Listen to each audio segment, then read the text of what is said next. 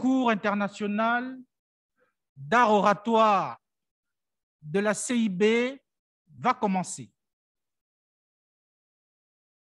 J'invite Dominique Tricot à me remplacer ici, qui va superviser ce concours et qui fait partie naturellement du jury.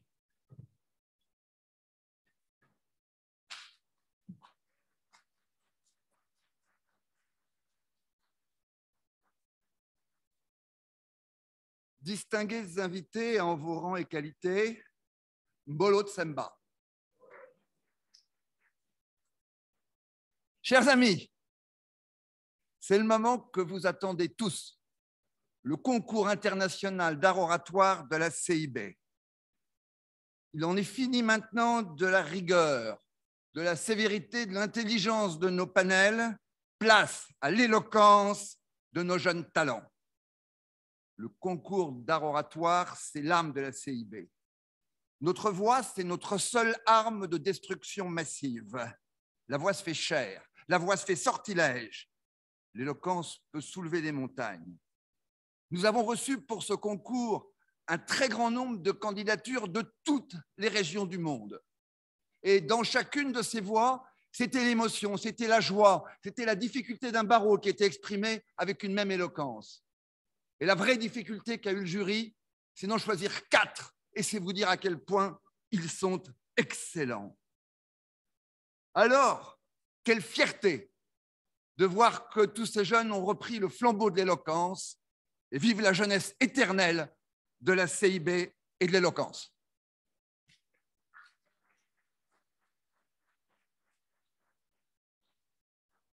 Il fallait à ce concours un jury qui soit d'un niveau tout aussi exceptionnel. Je vous prie d'accueillir le président du jury, le bâtonnier Athanase Beignon, président de la CIB.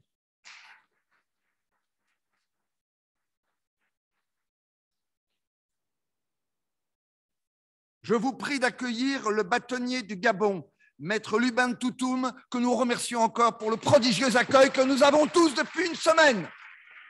Voilà.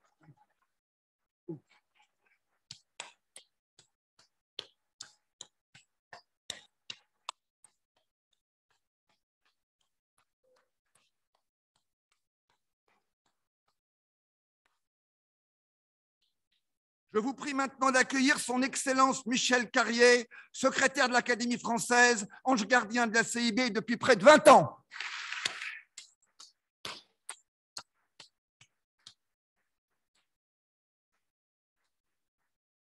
Je n'ai pas besoin de vous présenter le bâtonnier Patrick Monté, ancien bâtonnier du Cameroun, président de l'Union des avocats de l'Afrique centrale.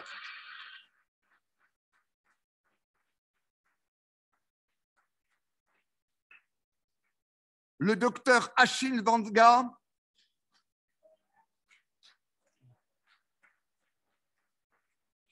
pape de l'arbitrage sur ce continent et bien au-delà. C'est à lui que vous devez ces actes du colloque qui sont les premiers de l'histoire de la CIB.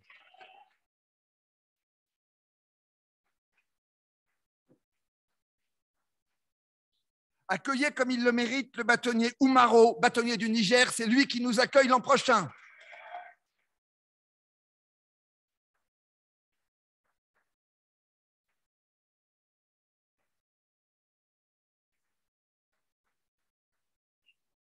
Et maintenant, celle qui a été directrice exécutive de notre organisation, celle qui a porté la CIB au niveau où elle est aujourd'hui, celle qui a eu le courage de faire 24 heures d'avion pour 12 heures ici. Standing ovation pour Delphine Jaffar.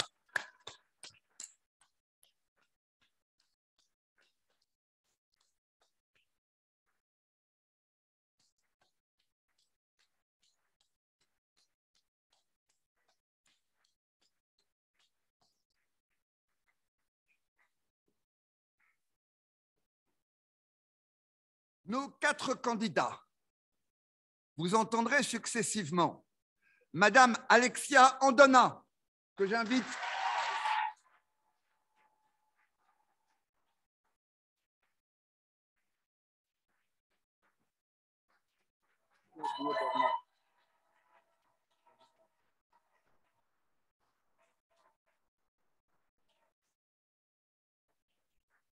C'était juste pour faire un peu de teasing que je ne vous ai pas donné le nom d'un membre essentiel du jury, le bâtonnier Bernard Vattier, secrétaire général de la CIB.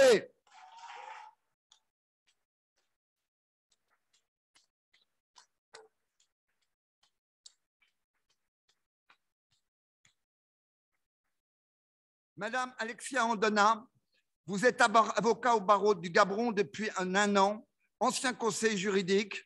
Vous êtes lourdement diplômé. Vous êtes, dites-vous, une timide introvertie, mais une rebelle lorsque vous voyez une injustice.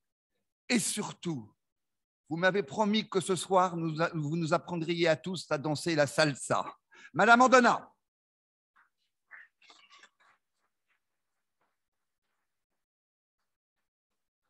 Monsieur Davoud Atami.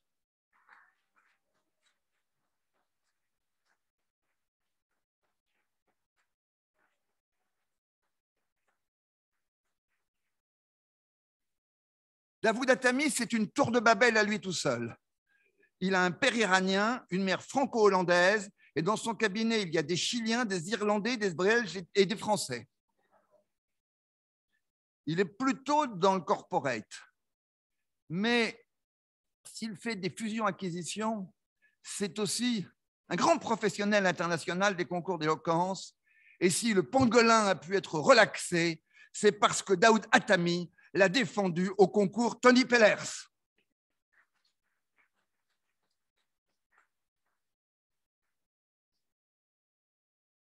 Monsieur Ulrich Totomandi.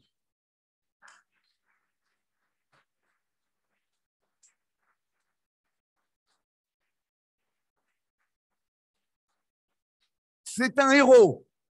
Pour arriver ici, il a fait 36 heures d'avion.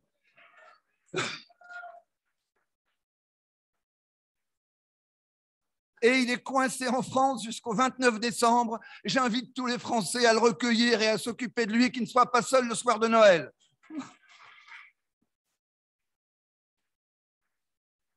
Quand on lui demande de se définir, il dit qu'il est beau gosse, sympa et intelligent. Il est avocat au cabinet de son père depuis 5 ans et il est passionné de l'art oratoire traditionnel malgache qui s'appelle le kaba. Le kaba est indispensable pour une demande en mariage, pour un enterrement et pour tout autre événement de la vie sociale.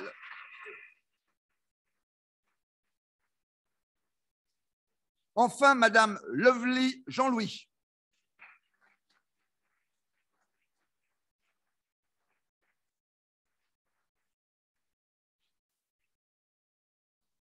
Elle arrive de Port-au-Prince et quand on connaît la difficulté de vivre et d'être avocat à Port-au-Prince, sa présence ici montre un courage que nous saluons.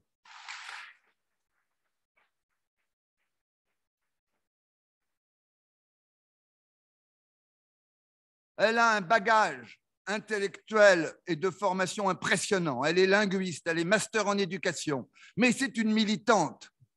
Et elle est au barreau de Port-au-Prince défenseuse des droits humains, spécialiste des problèmes et de la défense des violences des femmes et des mineurs.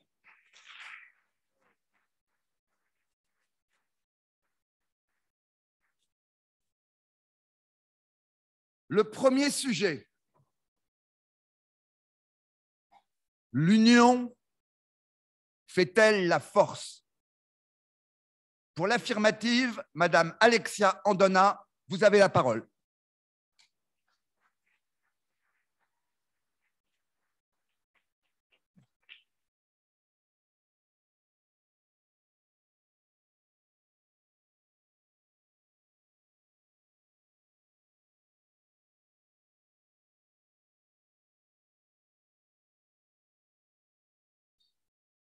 Je suis terrifiée. Dans un contexte où la distanciation sociale est cardinale, l'importance du message que je souhaite vous délivrer me suggère de vivre un véritable corps à corps avec vous. Mais avant, s'il vous plaît, avant, laissez-moi vous conter cette belle histoire d'amour.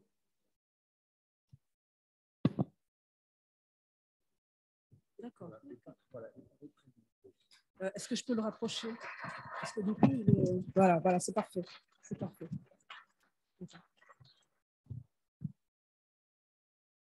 Test.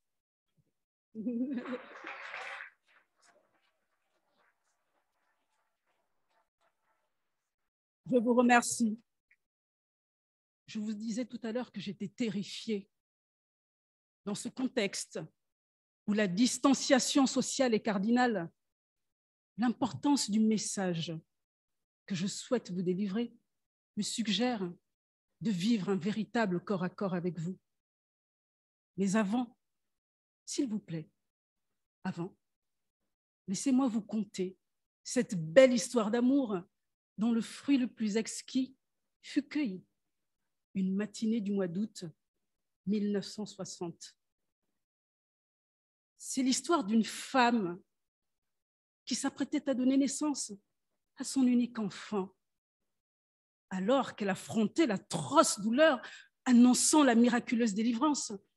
Elle se remémora cet instant où, dans le feu de l'action, elle s'était laissée faire sans poser de questions. L'étreinte passionnelle de leur corps fut un moment d'une puissance incommensurable, un moment inoubliable, un moment où elle eut la sensation de monter au 7e cieux et d'être assise à la même hauteur que Dieu. Nul besoin du Saint-Esprit ni de la Vierge Marie pour comprendre que la venue de cet être si cher avait trouvé tout son sens et son essence dans cette union de laquelle avait jailli cette sève intime au goût de miel. Elle réalisa, au moment où son enfant poussa son premier cri, que de cette symbiose métaphysique et fantasmagorique était née celle qu'elle avait décidé d'appeler indépendance. C'était le 17 août 1960. Gabon était son pays de naissance, Libreville, sa ville, union, travail, justice, sa devise. Sachez, mesdames et messieurs, que pour chacun des petits-enfants et arrière-petits-enfants de Dame Indépendance, le mot « union » renvoie à l'idée qu'une union de tous est nécessaire à la construction d'un pays fort. C'est ce principe qui est sacralisé dans le proverbe « l'union fait la force », proverbe devenu la devise nationale de la Belgique, de la Bolivie, d'Haïti et de bien d'autres pays dans le monde. Aussi nombreux que puissent être les exemples d'union, renvoyant à la naissance d'un peuple et aux constructions fortes ayant marqué notre temps, est-ce dire pour autant que l'union fait la force? Répondre par la négative reviendrait à insinuer que Dieu se soit trompé. Or, Dieu ne s'est pas trompé, mesdames et messieurs, car l'union est une fin en soi de l'homme et des lois de la nature dans laquelle il évolue.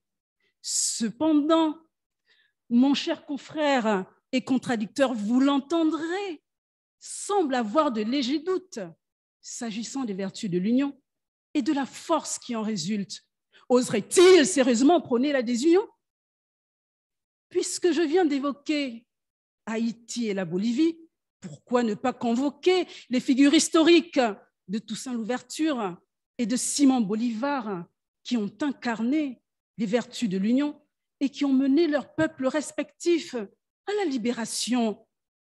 C'était il y a longtemps, pourriez-vous m'objecter, pourtant pas très loin de nous cependant.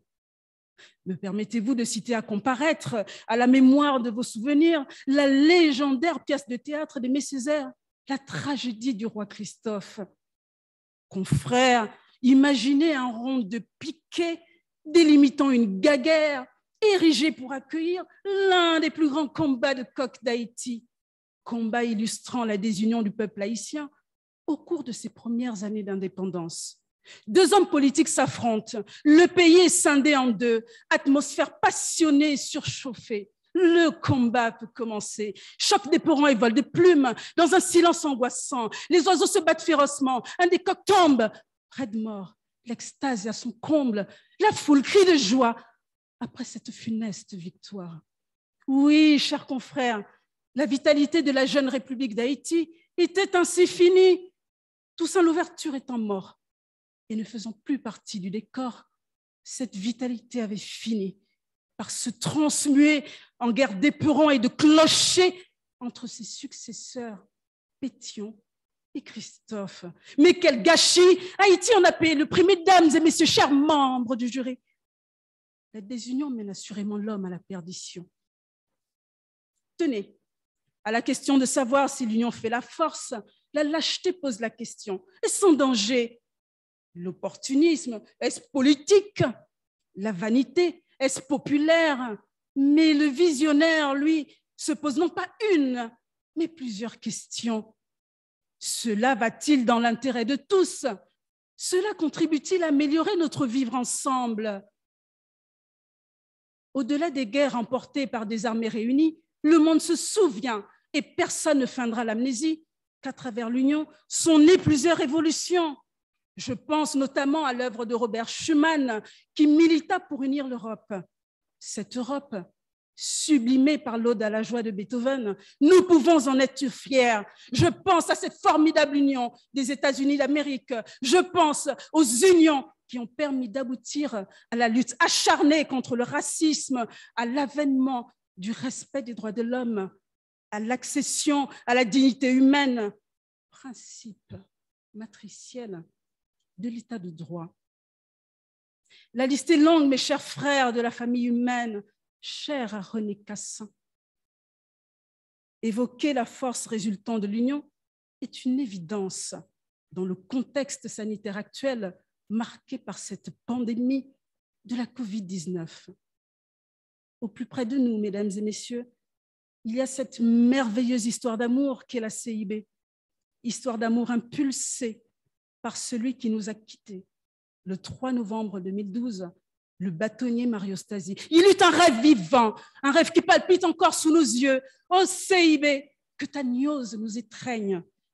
La réalisation de ce rêve est une force qui se perpétue à travers chacune des personnes présentes dans cette salle. Cette force, c'est notre tradition juridique commune. Cette force, c'est la langue à travers laquelle cette tradition se manifeste et s'exprime. Cette force, mesdames et messieurs, et je retiens mon souffle pour la célébrer, c'est la francophonie. Non, Mario Stasi ne s'est pas fourvoyé en mettant en place cette union citoyenne et emblématique qu'est la CIB. Je ne le dis pas par bienveillance, mais parce que je le ressens ainsi, à cet instant, 35 ans plus tard, 35 ans après son premier congrès à Lomé. Je me fais ce jour la mémoire de ces phrases prononcées à l'effet d'évoquer le franc succès de la CIB. Il disait alors que l'acte de construire n'est pas un acte solitaire. Il décrivait la CIB tel un printemps, jamais las de renaître, malgré le vent, les tempêtes, plus encore peut-être, malgré le marasme des habitudes et des indifférences. Cette partie de notre histoire, aucun contre-discours ne parviendra à nous la dérober, car il existe en effet des unions qui laissent des traces indélébiles. L'union fait-elle la force? Oui, parlons vrai tous ensemble, aurait répliqué Mario Stasi. Que l'on ne s'y méprenne pas. Il existe bien évidemment dans l'histoire des contre-exemples illustrant les échecs de certaines unions. Mais, confrères, pour parler comme René Char, à qui sait voir la terre aboutir à des fruits, point ne l'émeut l'échec. Chers contradicteurs, je vous écouterai avec attention, car de votre contradiction, je tirerai des leçons. Et c'est finalement par vos critiques et faiblesses relevées ici et là qu'ensemble, nous perfectionnerons notre belle union et que force en jaillira. Maintenant, rappelons à nos consciences confortables que si le mal qui mine notre société a commencé sous nos yeux, ou sans que l'on ne veuille s'en apercevoir, par le biais d'unions, mues par le mépris, la lâcheté, l'indifférence, l'apeuré commerce politique des places à conserver, le changement reste possible aujourd'hui par la mise en place d'unions dans l'intérêt de notre communauté humaine. Évoquant son amour profond pour l'Union, mon mentor m'a dit un jour que son plus grand regret, c'était de n'avoir pu réaliser le plus important de ses rêves. Ce rêve, c'était d'être un membre actif des grands combats et changements de ce monde. Ce rêve, cher maître, nous le réalisons ici même, aux côtés de nos estimés confrères, tels des fourmis portant haut l'étendard du droit qui nous renvoie à la métaphore de la jarre trouée du roi Gézo du Dahomey qui déjà s'était adressé à son peuple en ces termes. Si tous les enfants du pays venaient par leurs mains assemblées boucher les trous de la jarre percée, le pays serait sauvé. L'union, quelle belle arme pour notre humanité. Parce que l'heure à la levée des boucliers, il nous importe, mesdames et messieurs, chers membres du jury, de réaliser que c'est à l'unisson que nous parviendrons à nous hisser vers le plus haut sommet de notre histoire. Tel est le corps à corps évoqué à l'entame de mon propos. Corps à corps qui n'est autre que la concorde de tous les cœurs vaillants réunis dans cette salle. Corps à corps qui se doit de donner tout son sens à cette philosophie sud-africaine, ô combien universelle, de l'Ubuntu, Umuntu, Gumuntu, Gabantu, qui signifie « je suis ce que je suis grâce à ce que nous sommes ». Chers confrères, chers frères et sœurs, assurément l'union fait la force. Croyez-moi, même la force l'a compris.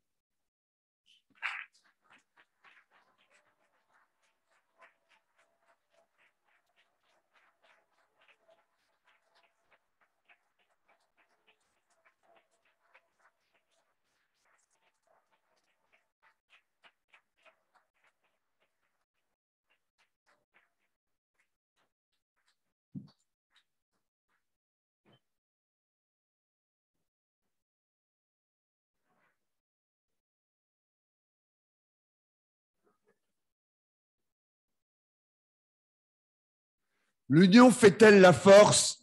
Candidat de la négative, Monsieur Davoud Attami.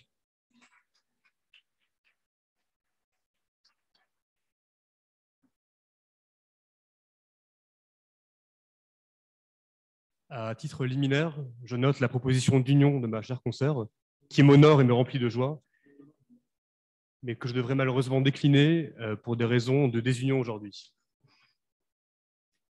Par contre, j'ai un effet de Larsen, je pense que j'ai un écho quand je parle. Ouais. Ok.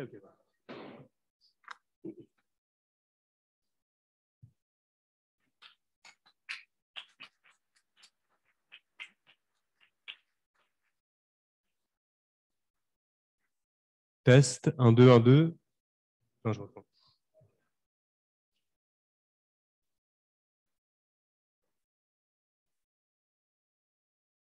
C'est toi, Alexia, qui a fait un truc?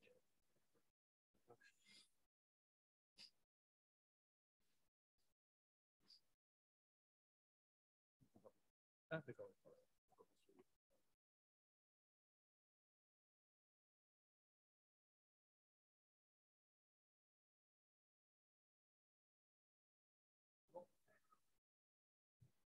Ça fonctionne? Larsen est rentré chez lui?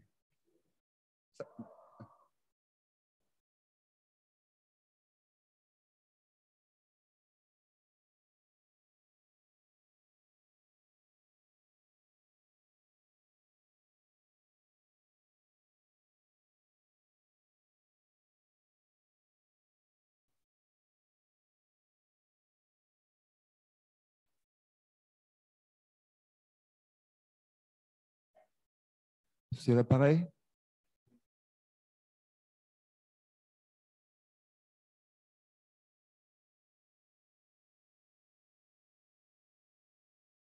C'est l'appareil? C'est bon? L'union fait-elle la force? Maintenant, c'est là-bas.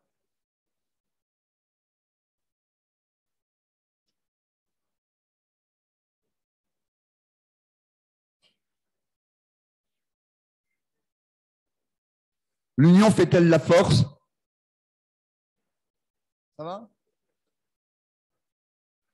Candidat de la négative, Monsieur Davoud Attami.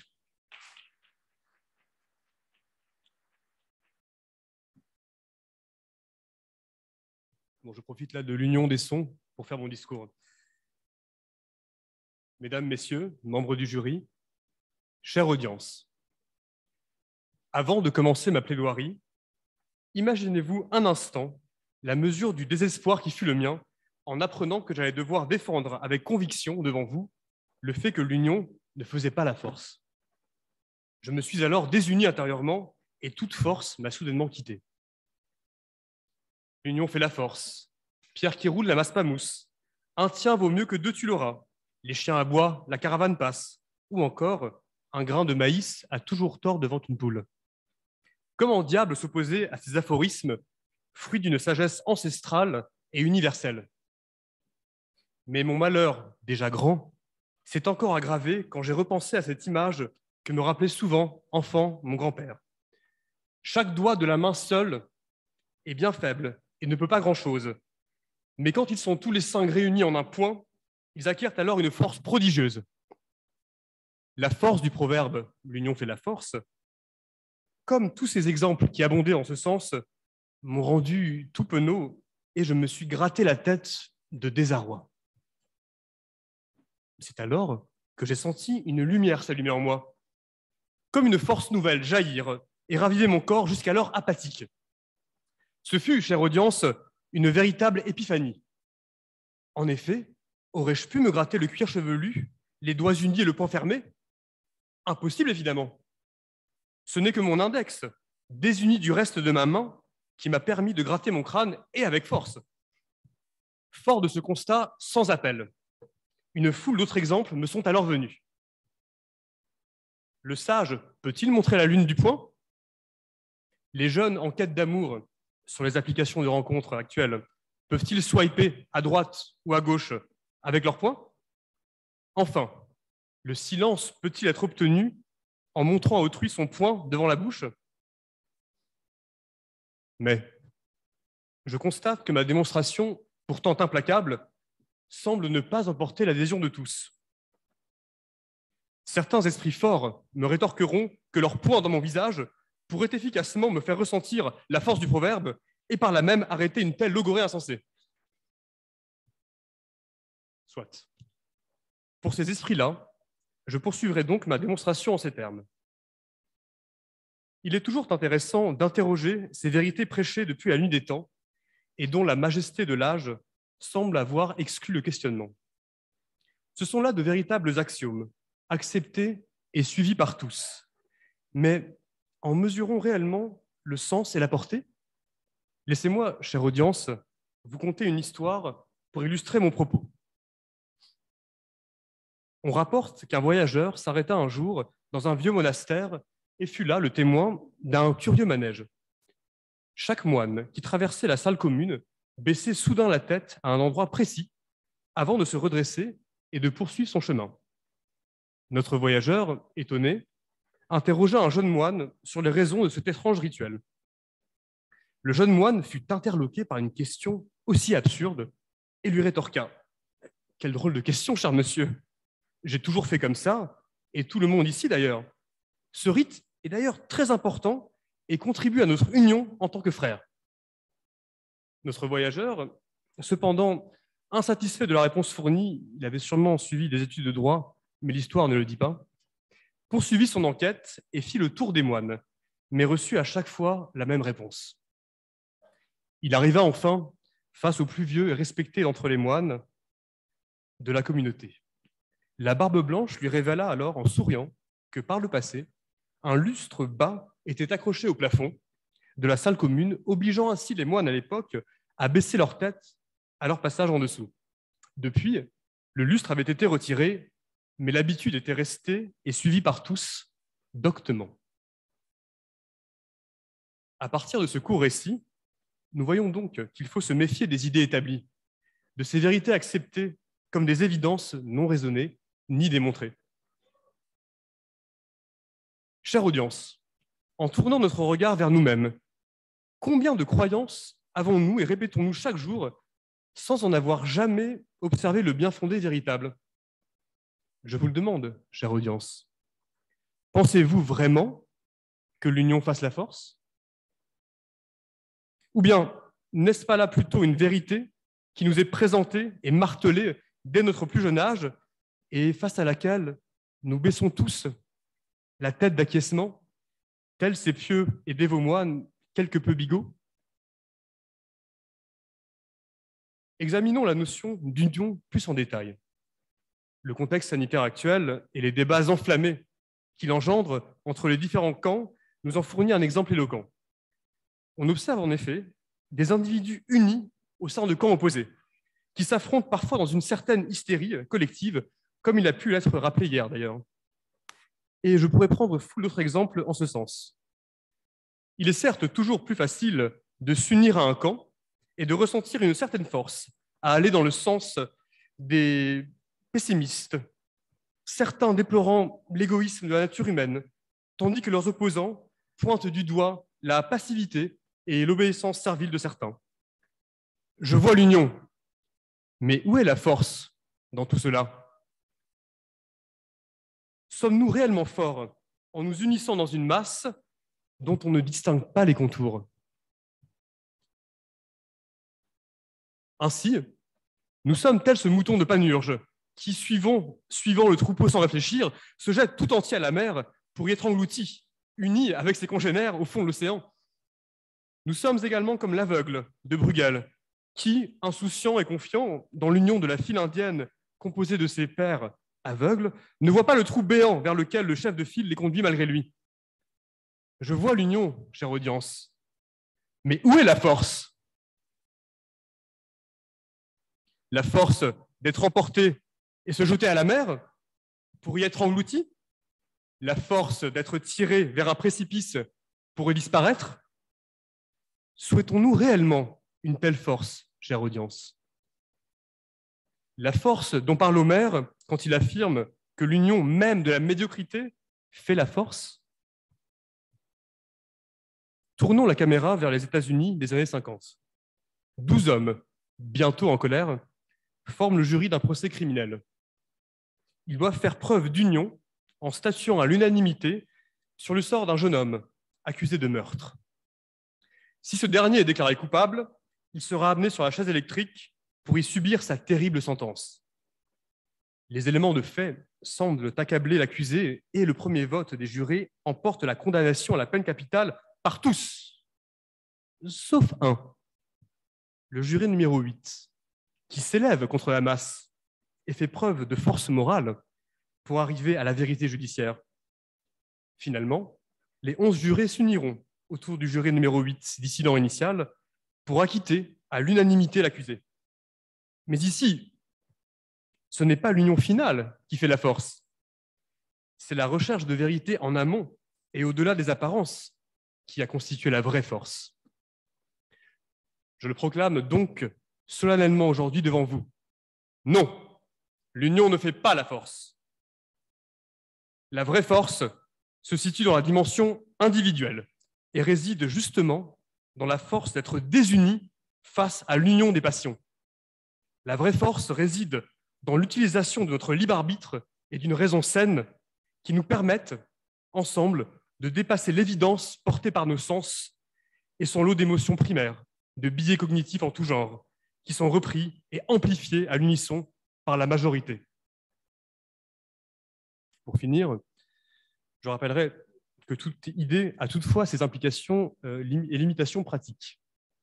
Je demanderai donc aux membres du jury d'accueillir ma thèse selon laquelle l'union ne fait pas la force, mais de ne pas l'appliquer à mon cas particulier et de faire preuve d'une belle union au moment de passer au vote.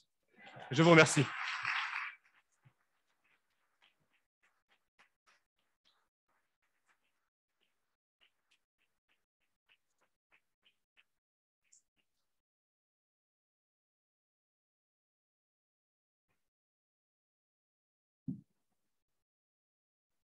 On me dit de demander à l'assistance de mettre ses téléphones en mode silencieux car vous seriez responsable de l'arrivée de M. Larsen. Second sujet, la santé à tout prix. Candidat de l'affirmative, Monsieur Ulrich Toto Mandimbi. Monsieur, vous avez la parole.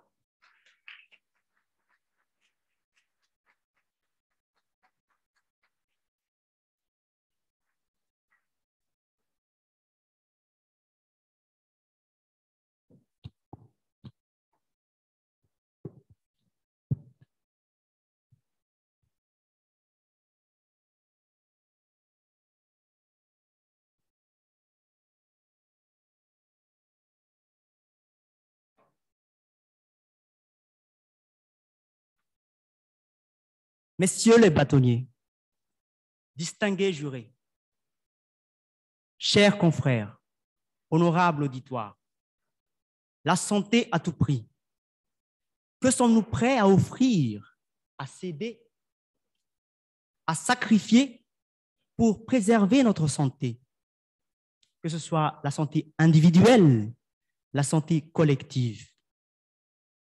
À travers mon discours, j'ai l'humilité de prétendre, mais certes, vous me direz, il y a toujours un contradicteur, alors il faudrait écouter le contradicteur pour décider, mais j'ai la prétention, en toute humilité, de nourrir votre curiosité, d'abreuver votre passion et de rassasier vos réflexions.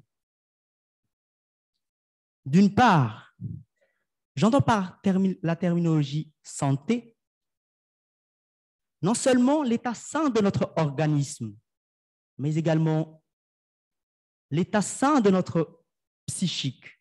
Car comment peut-on se prétendre être en bonne santé lorsque notre physique se porte bien et que moralement on se dit bas?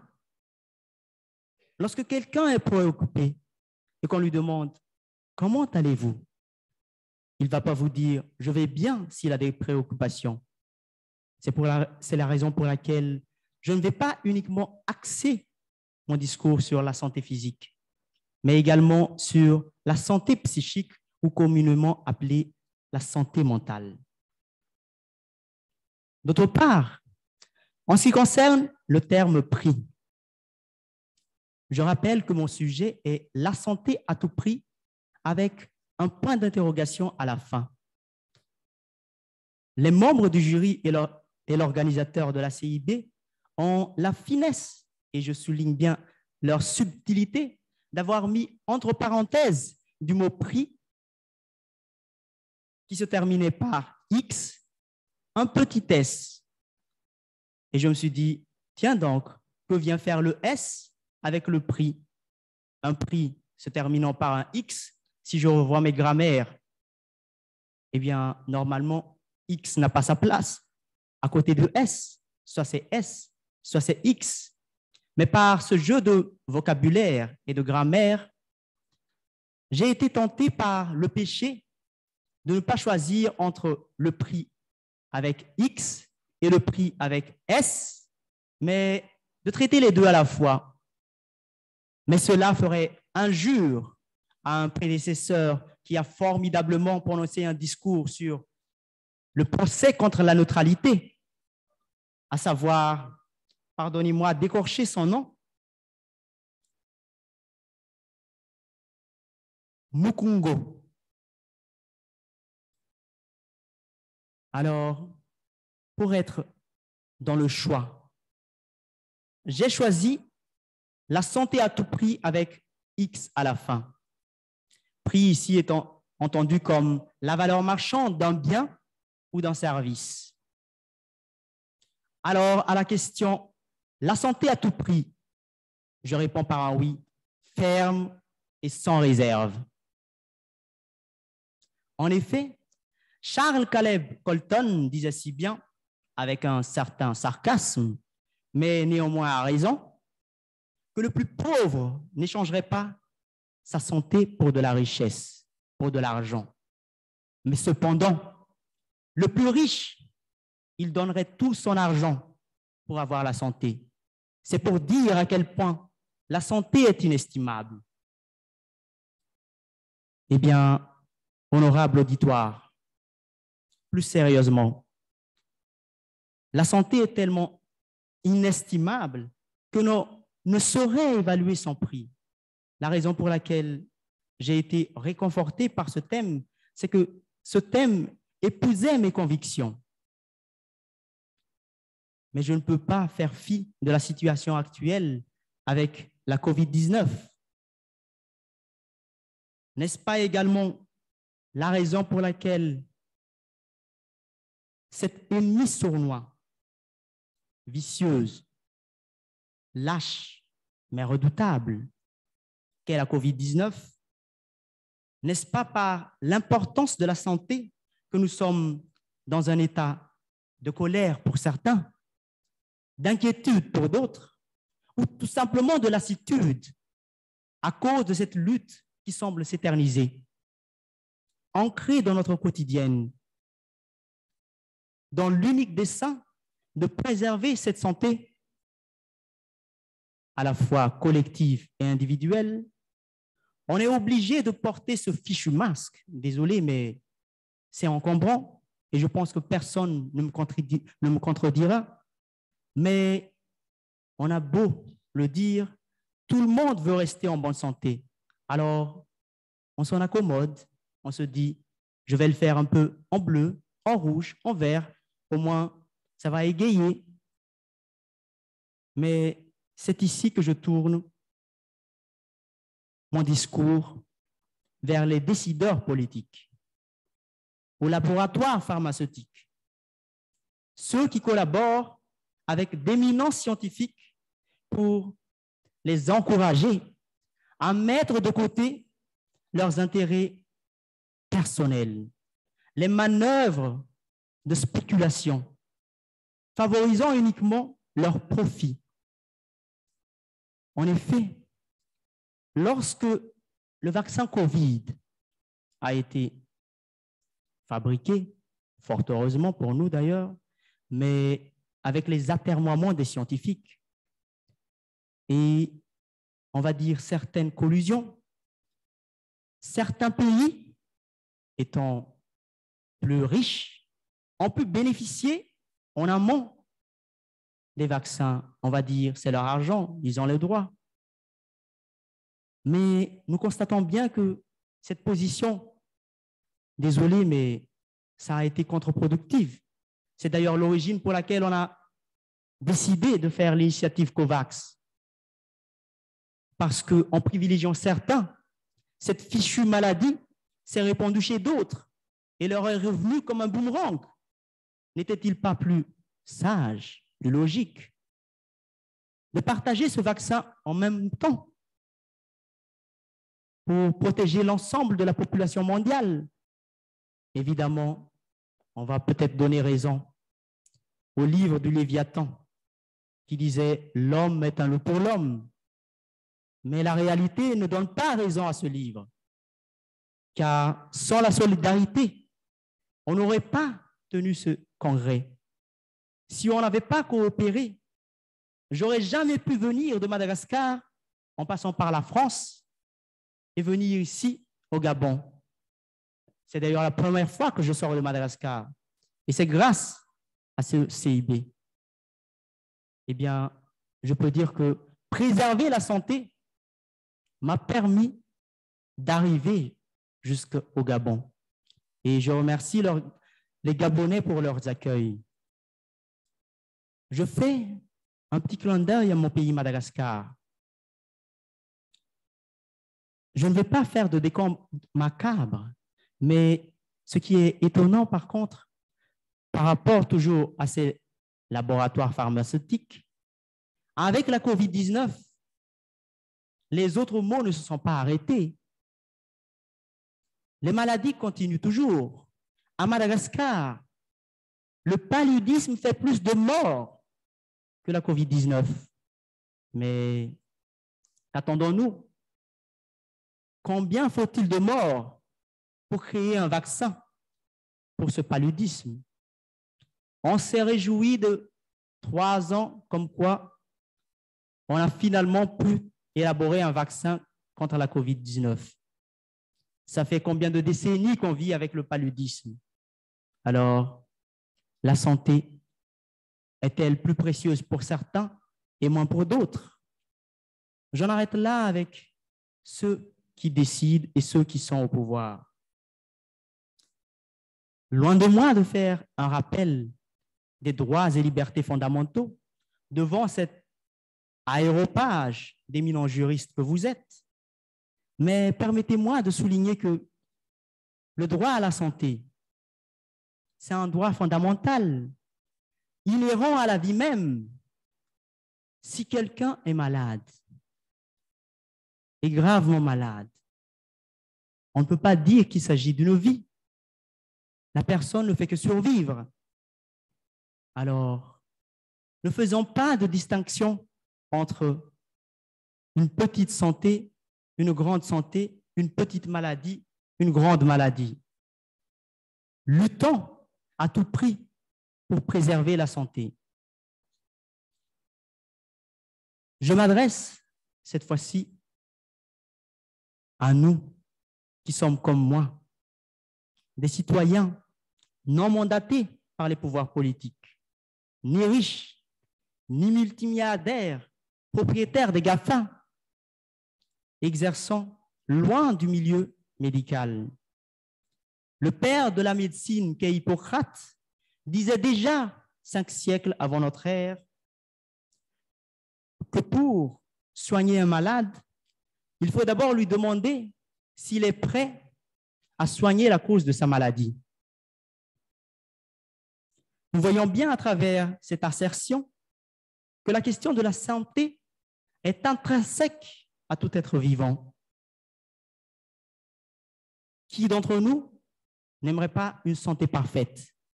Mais nous savons bien qu'en tant que mortels, tôt ou tard, nous finirons par être malades. Vous voyez bien que je suis assez de petite taille, assez menu.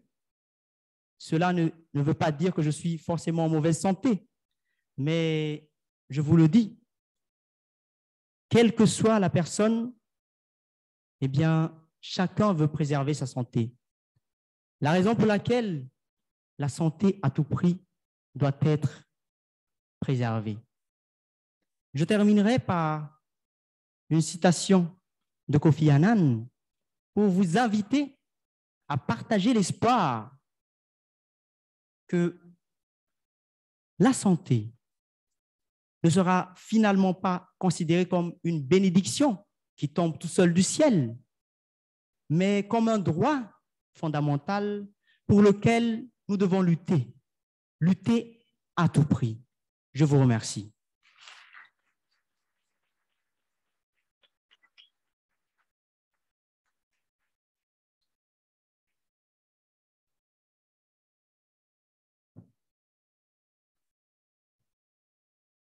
La santé à tout prix, candidat de la négative, Madame Lovely Jean-Louis.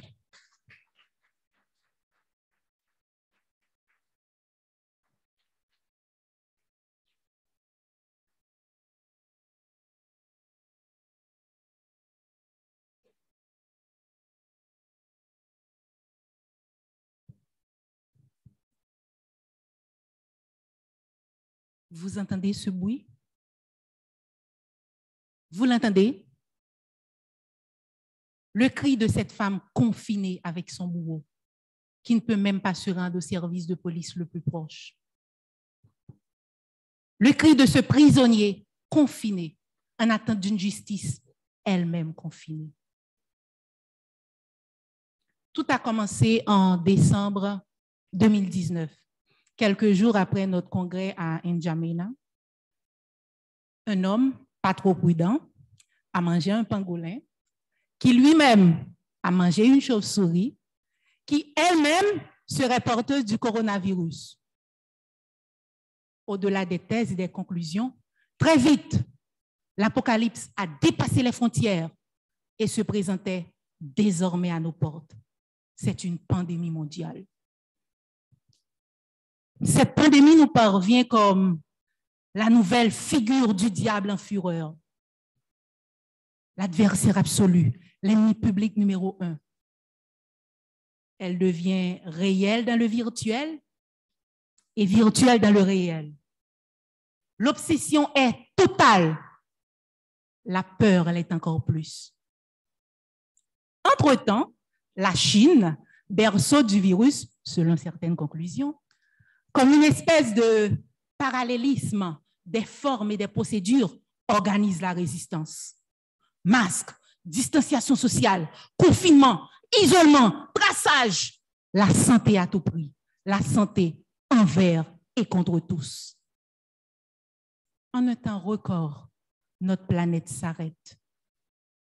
Avec elle, la vie.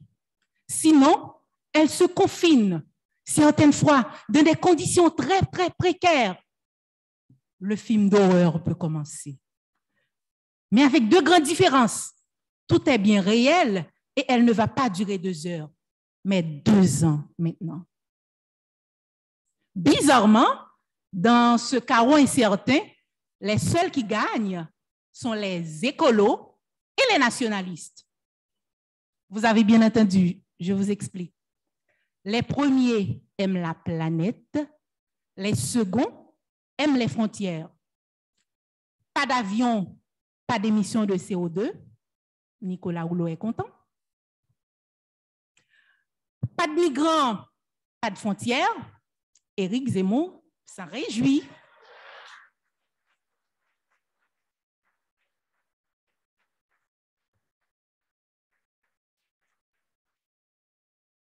Mais plus sérieusement, la santé, qu'elle soit physique, mentale, sexuelle, reproductive ou même financière, est essentielle à la vie. Les experts ne se sont pas trompés en disant que la santé est un enjeu du développement durable. Qui n'a pas envie de se sentir en bonne santé, en pleine forme? Plus qu'un besoin ou un sentiment de bien-être, la santé, c'est un droit. Le droit à la santé et celui d'être en bonne santé s'inscrit au rang des droits les plus fondamentaux de l'individu. L'État a l'obligation de les respecter, mais mieux encore, de les garantir. Mais à quel prix? Est-ce à tout prix? Est-ce au prix des valeurs les plus fondamentales de notre civilisation? Est-ce au prix de l'état de droit, de nos droits et de nos libertés? Mais enfin, au prix de notre humanité? Monsieur le président du jury, mesdames, messieurs les membres du jury, cette pandémie et les impératifs qu'elle a engendrés s'attaquent aux fondations de notre société. Elle n'a pas seulement traversé les frontières, elle touche tous les domaines de notre vie. Elle a permis d'instaurer pour certains ou de renforcer pour d'autres un état d'exception qui a fini par s'imposer comme la règle. Elle nous a privés de notre congrès l'an dernier, mais ça, c'est un moindre mal. Quand on pense à toutes ces familles déchirées, à tous ces enfants décrochés ou tout simplement déscolarisés, à ces jeunes travailleurs frappés de précarité, à ces handicapés oubliés, ces groupes minoritaires victimes d'abus impensables. Alors que nous disons de la Chine que face à cette pandémie, elle faisait des choses qu'aucune démocratie moderne ne pouvait se permettre. Je pense à ces gens parqués dans des stades, comme dans les camps de concentration autrefois, uniquement parce qu'ils ont été cas contact de quelqu'un qui a été cas contact. Je pense à ces gens à qui la justice a été refusée parce que leur seule présence suffisait à mettre la santé des juges en danger. Je pense à ces femmes, ces filles victimes de violences pendant le confinement. Au Pérou, elles seraient plus de 9000, dont plus de 600 mineurs. Une femme, une fille signalée, disparue, toutes les 3 heures, reléguée au second plan. Je pense à ceux-là à qui, aujourd'hui encore, on impose un pass sanitaire corollaire d'un vaccin multidose dont les bénéfices et les risques pour la santé restent encore incertains. Je pense enfin à ces concerts de casseroles, version gabonaise, heurtés à des répressions sanglantes et aveuglantes qui ont fait au moins 2 morts ici même à Libreville.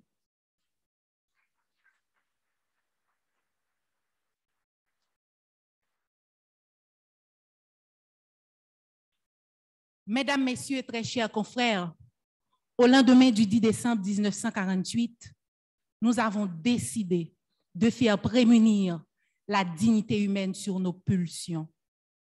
On se demande, qu'est-ce que nous n'avons pas fait? Où avons-nous failli pour que dans nos sociétés, l'être humain devienne à ce point marginal?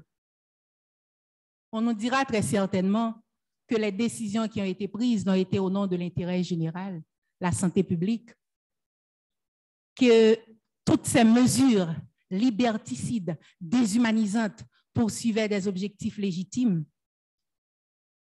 On nous a dit la même chose de l'épuration ethnique et de l'extermination des Juifs au siècle dernier, de la colonisation, de l'esclavage et de la traite des Noirs au XVIe siècle. À l'époque, c'était pour leur apporter civilisation.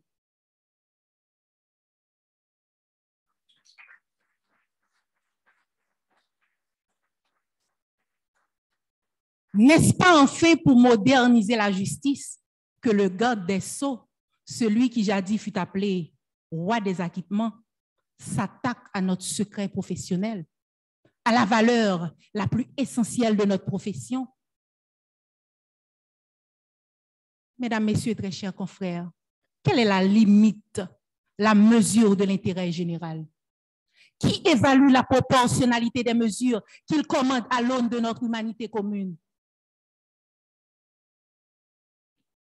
Au quotidien, l'être humain est animé par un ensemble de valeurs, des valeurs qui font référence à ce qui nous semble important dans la vie. Chaque personne se distingue quant à l'importance qu'elle attribue à différentes valeurs. Si pour certains, ce sont des valeurs morales et éthiques, pour d'autres, ce sont des valeurs idéologiques et spirituelles. La hiérarchie des priorités, comme la pyramide des besoins d'ailleurs, ne s'apprécie pas aux critères mécaniques que certains voudraient leur imposer. Mais elle naît de nos différences, elle se passionne de nos diversités, elle conditionne ce vivre ensemble qui nous est finalement si cher. La santé à tout prix, c'est se heurter à la liberté de l'individu, c'est décider à la place de l'autre, c'est au sens de Kant, le priver de son libre arbitre. La santé est un état de complet bien-être que seul l'homme libre, doté de son autonomie, de sa dignité peut jouir. La santé a certes un prix, mais ce prix varie en fonction du contexte socio-économique de l'individu, en fonction de son niveau de vie. Elle sera très, très chère pour les pauvres et très, très accessible pour les riches. Très chers confrères et consoeurs, le 19 juin 2021, sous couvert de protection de la santé publique, protection de la collectivité, sécurité sanitaire, intérêt général, 2 juristes, après 6 mois de disparition, ils ont été officiellement détenus dans une résidence surveillée, sans pouvoir entrer en contact avec leur famille ni leur avocat. Quel crime avoir osé critiquer la gestion de la crise sanitaire du gouvernement chinois. La santé en tant que droit fondamental doit être étroitement liée aux autres droits fondamentaux, comme le droit à la vie privée, à la liberté, l'accès à la justice, ainsi qu'à l'interdiction des traitements inhumains, cruels et dégradants. Les libertés fondamentales ne sont pas certes des libertés absolues. L'ordre public peut les restreindre quand la protection l'exige. Mais retenez, il y a des limites dans les limites. Ces restrictions autorisées doivent être conformes au droit, proportionnelles, nécessaires et non discriminatoires. Pour garantir la santé de tous, il faut mettre le prix, mais pas n'importe quel prix, pas à tout prix. Honorables membres du jury, vous l'aurez bien compris, la santé à tout prix, la santé quoi qu'il en coûte, c'est une atteinte grave aux droits et libertés. C'est une surenchère pour la vie sociale, économique, culturelle, psychique de l'être humain. C'est une vision marginale des droits de l'homme. C'est priver l'homme de son humanité profonde. Les urgences nationales ne peuvent pas servir de prétexte pour ériger la santé en droit souverain, en reléguant les autres droits fondamentaux au second plan. La peur de la mort, la peur de l'inconnu ne peut pas sacrifier la vie, ni la dignité humaine. La santé à tout prix fait des victimes. Elle tue. Elle est une menace pour l'intégrité physique et la dignité personnelle de millions de gens. Gare à nos excès de protection. Veillons à ne pas dépasser certaines limites. Sinon, notre existence sera déshumanisée. Comme les prisonniers de l'Odyssée, nous ne serions pas en guerre, mais nous ne serons pas libres non plus. Et nous n'aurons qu'à attendre le jour où nous serons dévorés. Ce soir, chers confrères, chères consoeurs, à l'occasion de ce congrès à Libreville, j'ai un rappel à vous faire. Les droits de l'homme ne se divisent pas. Aucun droit n'est absolu. Tout comme la santé, les autres droits fondamentaux sont aussi importants et valent tous leur pesant d'or. Plus que jamais, confrères, consoeurs, il est de notre devoir de promouvoir, de respecter et de faire respecter tous les droits de l'homme. Comme disait Nelson Mandela, priver les gens de leurs droits fondamentaux revient à contester leur humanité. Et si l'on devait défendre quelque chose à tout prix, ce ne serait pas la santé, ni même pas la vie. Parce que même en application des principes de précaution les plus universels auxquels nous devons nous fier, nous allons tous mourir. Si l'on devait défendre quelque chose à tout prix, ce serait notre humanité commune. Je vous remercie.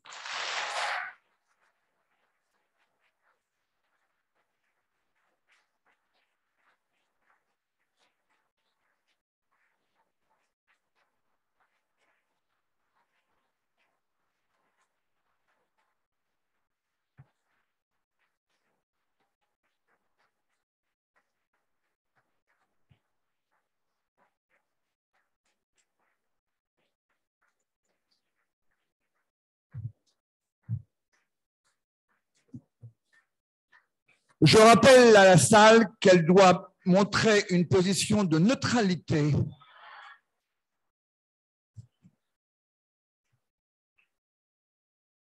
Mesdames et messieurs, je déclare clos les débats du prix international d'éloquence de la CIB. Mesdames et messieurs les membres du jury, je vous invite à vous retirer dans la salle qui nous est réservée, dont nous ne pourrons sortir qu'après avoir pris notre décision. Monsieur le président du comité d'organisation, je vous remercie de veiller que personne n'entre ou sorte de cette salle. Le verdict sera rendu ce soir au dîner de gala. Bravo à tous!